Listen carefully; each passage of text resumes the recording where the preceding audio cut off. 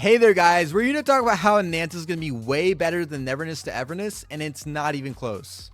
With so many gacha games coming out, there's only so much attention to go around. Both Ananta and Neverness to Everness are upcoming urban-style open-world gacha games set to release in 2025. These games are strikingly similar and have been attracting a very large audience. They both feature cars, a large city, and are aiming for a GTA-style game. But the bigger question is, which game should you play? Well, I'm here to tell you to play both. However, in my opinion, the real winner is going to be Ananta, and that's for a variety of reasons. And it all comes down to what we talked about in our previous video, and that's the endgame. In our video titled, Did Wuthering Waves 2.0 Change Endgame? We discussed how the things we can do for fun after completing everything, aka the endgame, really decides whether or not a game has the potential to become that game for you. The one you log in just to blow time and have fun. For Wuthering Waves fans, it's the ability to explore and fly around, as well as the awesome variety of echoes to collect in battle. Meanwhile, for Genshin Impact players, it's the amazing amount of mint you can go around and collect all over the map. But this concept isn't limited to current games, as it applies to future games as well. Upcoming gacha games like Arknight's Enfield and Azure Premilia are adding their own spice to really label themselves as that game. But out of the two games for this discussion, why does Ananta have the chops to be that game while NT doesn't?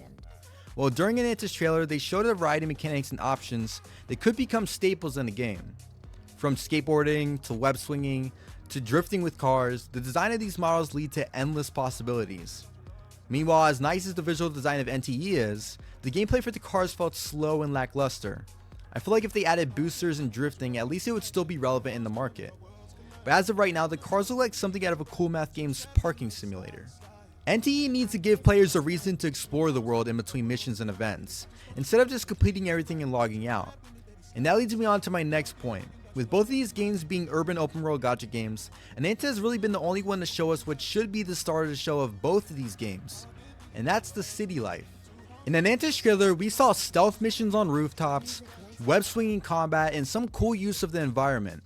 From beach volleyball to some sort of Splatoon spin-off, Ananta said themselves would like to call the groundwork possibilities. Something that Wuthering Waves made apparent in their ability to constantly add new things because of the framework they laid out in both story and mechanical features. Let me put it this way, would you rather have a Ferrari but you're only able to drive down one road for the rest of your life? Same sights, same views every single day. Or would you rather have a Toyota Camry and have access to every path known to man? For me, I'd choose the Camry. Maybe along the way I upgrade to a Mustang or a GTR, and I'm still able to see all the amazing sights I could imagine. At least I didn't gatekeep myself, and I gave myself some options to explore down the line. The point is, NTE is cutting corners in the groundwork design. They put a lot of work into visual effects, but they're forgetting to give themselves a foundation to build on. These games are about to launch, and millions of people are going to give this game a shot. Shouldn't you be out there showcasing your potential as a new game? But that's just my opinion. Before Wuthering Waves launch, it was a hive mind for many players just to explore and see all the endless possibilities with the game. For NTE, I just don't see that at the moment. And I'm saying this as someone who was defending this game to the grave when they launched their first trailer. However, after Ananta's showcase, it's hard to deny which game is already ahead. From visual appeal to voice acting to music and sheer potential, Ananta has shown us what an urban open world gacha game can be. That being said, both these games are still unreleased, so there's always room for surprises. I'm genuinely excited to see how the competition between these two games plays out in 2025. But let me know what you guys think. Do you also believe Ananta is the better game, or do you think NT is going to mix it up? I'd love to hear what you guys think down in the comments. Also, feel free to join our lovely community server as we host a variety of events, programs, and news. I hope you enjoyed this video, and I'll be sure to see you guys out on the next one. Peace out. Music licensing reimagined.